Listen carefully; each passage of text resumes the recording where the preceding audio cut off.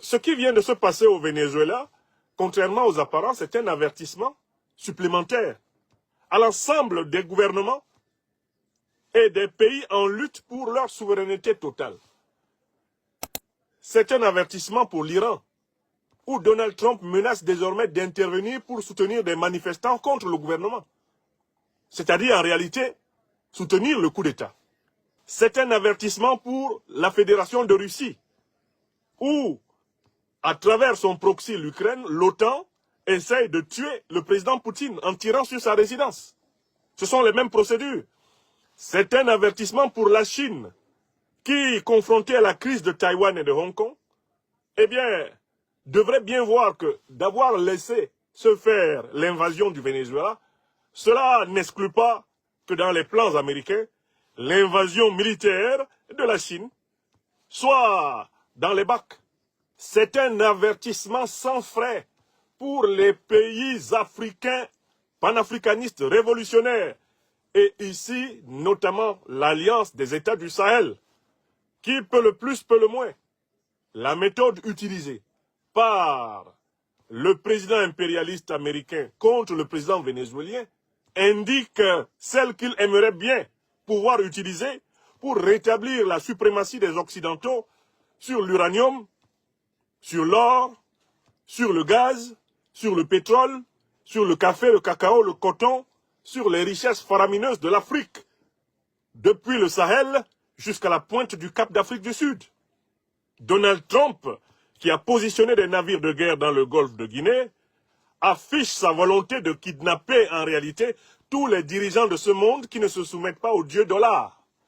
Donald Trump affiche sa volonté de kidnapper tous les dirigeants de ce monde qui ne se soumettent pas à l'impérialisme américain, qui ne donnent pas priorité aux multinationales américaines dans l'exploitation de leurs ressources. Vous avez bien vu le pseudo-accord de paix organisé par Donald Trump pour continuer le pillage du Congo en association avec l'Union européenne, le Rwanda et l'Ouganda.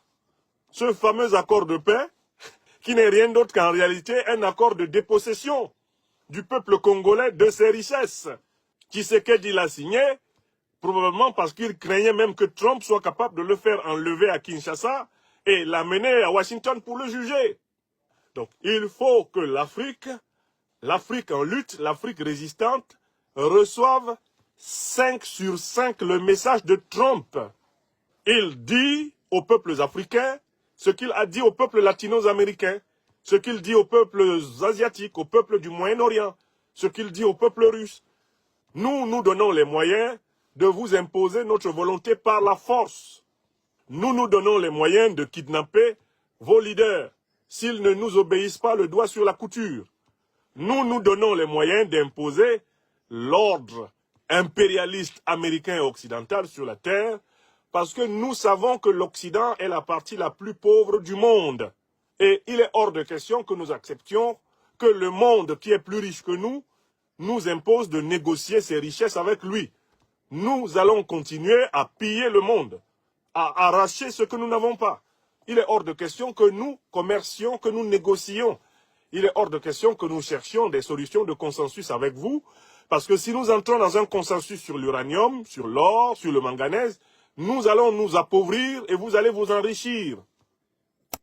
Nous deviendrons des pays, de développement moyen, alors que vous deviendrez des pays de développement puissant.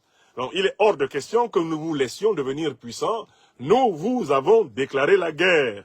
Nous vous ferons la guerre jusqu'à ce que nous n'en soyons plus capables. Voilà le message.